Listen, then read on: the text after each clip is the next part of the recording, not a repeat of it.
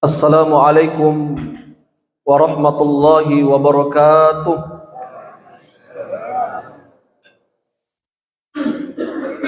Alhamdulillah,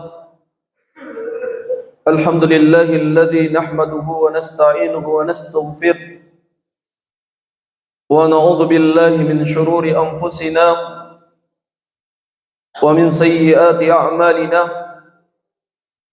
Man yahdihillahu fala mudilla lahu wa may yudlil fala hadiya lahu. Asyhadu an la ilaha illallah wahdahu la syarika lah. Iyyahu na'budu wa iyyahu nasta'in. Wa asyhadu anna Muhammadan abduhu wa rasul. Allahumma salli ala Muhammad wa ala alihi wa ashabihi wa man sara ala nahji wastafa bi sunnatihi ila yaumil qiyamah, amma ba'd.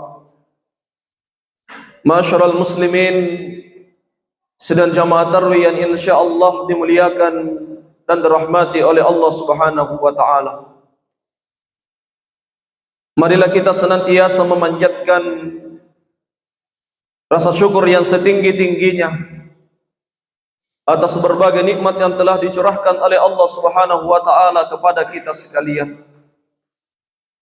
Sehingga di malam dan di waktu yang sangat istimewa ini Allah Subhanahu wa taala masih menjadikan di antara kita sekalian sebagai hamba-hamba yang dipilih olehnya untuk mendapatkan kenikmatan terbesar,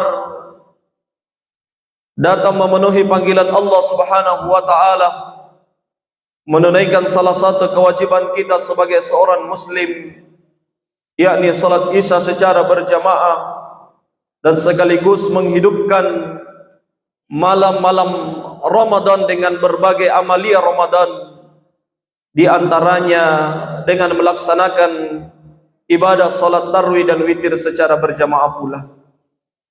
Salat berbingkai salam semoga senantiasa tetap tercurah kepada Nabiullah Muhammad sallallahu alaihi wasallam sebagai seorang nabi dan rasul yang telah diutus oleh Allah Subhanahu wa taala di atas permukaan bumi ini, di mana salah satu tugas yang diemban oleh Rasulullah sallallahu alaihi wasallam adalah senantiasa memperbaiki dan menyempurnakan akhlak dan budi pekerti manusia. Sebagaimana dalam hadis dikatakan, innama bu'ithtu liutammima makarimal akhlaq. Ma'asyiral muslimin, sedang jamaah tarawih yang insyaallah dimuliakan dan dirahmati oleh Allah Subhanahu wa taala. Di dalam sebuah hadis Rasulullah sallallahu alaihi wasallam bersabda, ala wa inna fil jasadi mudghah idza saluhat saluhat jasadu kullu wa idza fasadat fasada jasadu kullu ala wahiyal qalb. Ketahuilah bahwa di dalam tubuh manusia ada segumpal daging. Jika segumpal daging itu baik, maka baiklah seluruh anggota tubuh itu. Dan jika segumpal daging itu rusak, maka rusaklah seluruh anggota tubuh itu. Dan ketahuilah segumpal daging itu adalah hati. Hati manusia itu bisa diibaratkan dengan sebuah lampu. Kadang terang, kadang gelap, dan bahkan kadang bisa mati. Hal inilah yang kemudian yang pernah disampaikan oleh Abu Nu'aim al-Isfahani dalam sebuah kitab, mengutip sebuah nasihat yang disampaikan oleh Syekh Ibrahim bin Adham, yang dimana sekelompok orang dari penduduk kota Basrah datang memenuhi Syekh Ibrahim bin Adham dengan mengajukan sebuah pertanyaan. Wahai Imam, Sesungguhnya kami sudah lama berdoa kepada Allah, tapi tak satu pun di antara doa yang kami panjatkan diijabah dan dikabulkan oleh Allah. Maka kemudian Syekh kemudian mengatakan, ya ahlul Basra, matat qulubukum fi asyratil asya.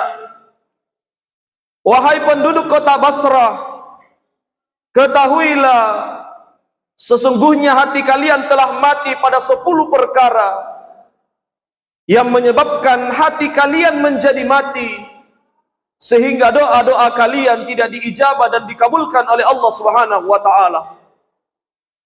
Salah satu di antara 10 perkara yang dimaksudkan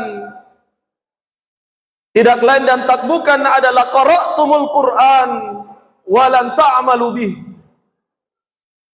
Kalian senantiasa membaca Al-Qur'an, tetapi isi dan kandungannya kalian senantiasa lalaikan. Kalian senantiasa membaca Al-Quran, tapi isi dan kandungannya kalian senantiasa tidak amalkan. Hal inilah yang kemudian yang pernah diadukan oleh Rasulullah sallallahu alaihi wasallam kepada Allah dalam sebuah keadaan yang sangat sedih. Rasulullah sallallahu alaihi wasallam mengadu kepada Allah sebagaimana dalam Quran surah Al-Furqan ayat yang ke-30. Allah Subhanahu wa taala berfirman, "Wa qala ar-rasul, ya Rabbi, inna qaumi ittakhadhu hadzal Qur'ana mahjura." Wahai Tuhanku, sesungguhnya umatku, sesungguhnya kaumku menjadikan Al-Quran itu sebagai sesuatu yang diabaikan. Ketika kita melihat konteks ayat ini, mengabaikan Al-Quran di zaman hidupnya Rasulullah sallallahu alaihi wasallam dan setelah beliau meninggal, kondisi dan keadaan kaumnya tentu berbeda. Di zaman ketika hidupnya Rasulullah sallallahu alaihi wasallam, pengabaian dan kelalaian daripada Al-Quran dilakukan oleh kaum kafir Quraisy dengan menolak kebenaran daripada Al-Quran itu sendiri sebagai wahyu yang diwahyukan oleh Allah Subhanahu wa taala. Sedangkan pengabaian daripada Al-Quran dilihat dari konteks sekarang, dilihat dari konteks kekinian, maka tentu tidak terlepas dari banyaknya manusia yang kemudian mengabaikan, meninggalkan dan tidak mengamalkan Al-Quran dalam dimensi kehidupannya. Tidak menjadikan Al-Quran sebagai pedoman dan petunjuk hidupnya di dalam mengarungi hidup dan kehidupan di atas permukaan bumi yang singkat dan fana ini.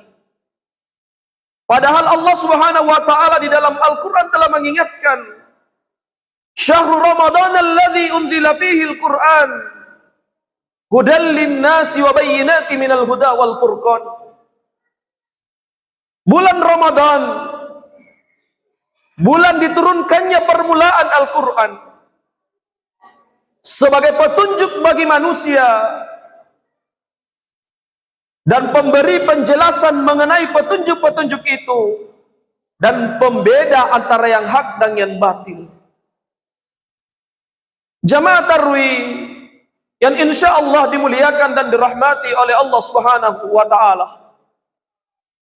Bukankah kita mengetahui bersama semua yang berkaitan dengan Al-Quran, maka Allah Subhanahu wa taala memberikan keistimewaan, keberkahan dan kemuliaan kepada mereka. Al-Quran diturunkan oleh Allah Subhanahu wa taala melalui perantara malaikat Jibril. Maka kemudian malaikat Jibril menjadi sayyidul malaika, menjadi penghulunya para malaikat, menjadi pemimpinnya para malaikat-malaikat Allah Subhanahu wa taala. Diturunkan kepada Nabiullah Muhammad sallallahu alaihi wasallam sebagai umat akhir zaman. La nabiyya ba'da, tidak ada lagi nabi setelahnya. Kemudian beliau lewat kemuliaan Al-Quran menjadi sayyidul anbiya, penghulunya para nabi. Lalu kemudian Allah Subhanahu wa taala menurunkan Al-Quran pada 1 bulan di antara 12 bulan lainnya, menjadikan bulan itu sebagai sayyidus syahr, menjadikan bulan itu sebagai penghulunya dari bulan, menjadikan bulan itu menjadi bulan yang teristimewa di hadapan Allah. Tidak lain dan tak bukan bulan itu adalah bulan suci Ramadan. Kemudian Allah turunkan pada 1 malam di bulan suci Ramadan. Kemudian malam itu digambarkan oleh Al-Quran sebagai malam yang lebih baik daripada 1000 bulan. Lailatul Qadri khairun min alfi syahr. Lalu kemudian diturunkan kepada umatnya Rasulullah sallallahu alaihi wasallam. Umat itu kemudian dipuji oleh Allah sebagai khairu ummah, menjadi umat yang terbaik di hadapan Allah Subhanahu wa taala. Jamaah Tarwih yang insyaallah dimuliakan dan dirahmati oleh Allah Subhanahu wa taala. Maka yang menjadi pertanyaan bagi saya dan kita semua jamaah masjid sekalian, sudahkah kita menjadikan Al-Quran sebagai pedoman dan petunjuk hidup kita dalam seluruh dimensi kehidupan kita? Sudahkah kita menjadikan Al-Quran sebagai tolak ukur dan barometer keberkahan, kemuliaan, kehidupan yang kita lalui di atas permukaan bumi ini? Sudahkah kita mengamalkan Al-Quran dalam berbagai dimensi kehidupan kita? Dalam kehidupan rumah tangga kita, dalam kehidupan bertetangga kita, kehidupan kita bermasyarakat, bahkan sampai kehidupan berbangsa dan bernegara sekalipun, Al-Quran telah menjadikan sebuah tatanan dan petunjuk terbaik dalam mengarungi hidup kehidupan ini. Kalau kita menginginkan kebahagiaan, menginginkan ketenangan, menginginkan kebahagiaan fid dunia wal akhirah, maka mari kita kembali kepada Al-Quran. Amalkan isi daripada kandungan Al-Quran. Maka bukan hanya masjid kita ini yang memiliki tagline yang nyaman, aman untuk semua, tetapi Islam hadir sekaligus Al-Quran menjadi rahmatan lil alamin di tengah-tengah umat manusia, manakala Al-Quran dijadikan sebagai pedoman dan petunjuk hidup kita. Jamaah Tarwih yang insyaallah dimuliakan dan dirahmati oleh Allah Subhanahu wa taala. Maka ada sebuah nasihat yang begitu teramat mendalam yang diajarkan oleh Rasulullah sallallahu alaihi wasallam dan para sahabat serta salafus saleh terdahulu, menjadi sebuah amalan yang patut untuk senantiasa kita tingkatkan di bulan suci Ramadan. Sebagaimana yang kemudian difirmankan oleh Allah Subhanahu wa taala, wa anfiqu mimma razaqnakum min qabli an ya'tiya ahadakumul maut fayaqula rabbi laula akhartani ila ajalin qarib. Dan infakkanlah sebagian rezeki yang kami berikan kepada kalian sebelum kematian datang kepada salah seorang di antara kamu, sembari mereka menyesali dengan berkata, fayaqula rabbi laula akhartani ila ajalin qarib. Ya Tuhanku, sekiranya Engkau bisa menunda kematianku walaupun hanya sebentar, fa asaddaqa wa akum minas salihin, agar aku dapat bersedekah termasuk menjadi golongan orang-orang yang soleh di hadapan. Jamaah Tarwih yang insyaallah dimuliakan dan dirahmati oleh Allah Subhanahu wa taala. Salah satu buah daripada implementasi dan pengamalan Al-Quran adalah mereka yang senantiasa menginfakkan rezeki yang Allah berikan kepada mereka. Sebagaimana Kiai Ahmad Dahlan mengajarkan kepada murid-muridnya teologi Al-Ma'un, mengamalkan isi dan kandungan daripada surah Al-Ma'un dalam kehidupannya, bukan hanya sebagai seorang hamba di hadapan Allah Subhanahu wa taala, tetapi juga menempatkan dirinya sebagai makhluk sosial, makhluk yang senantiasa memiliki kepedulian, memiliki rasa empati, memiliki rasa persaudaraan di antara sesamanya yang memiliki kebutuhan untuk dibantu.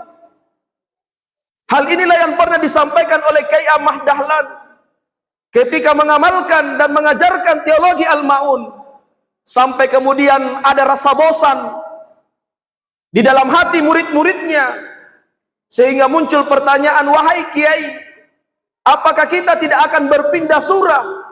Apakah surah ini yang akan terus kita pelajari?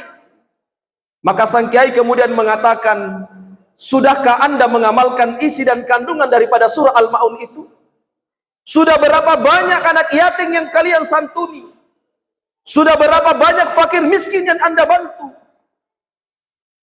Kiai Ahmad Dahlan mengajarkan sebuah pembelajaran yang teramat bermakna, bahwa Al-Quran tidak hanya sekedar dibaca dengan suara yang indah, tidak cukup dengan dihafalkan, tidak cukup dengan berlomba-lomba untuk dikhatamkan, tetapi bagaimana Al-Quran, nilai-nilai kebaikan, kandungan yang terdapat di dalam Al-Quran mampu kita amalkan dan realisasikan dalam kehidupan kita sehari-hari sebagai hamba di hadapan Allah Subhanahu wa taala dalam membangun relasi secara vertikal, dan sebagai seorang manusia di hadapan Allah membangun hubungan secara horizontal di tengah-tengah masyarakat kita sebagai masyarakat sosial.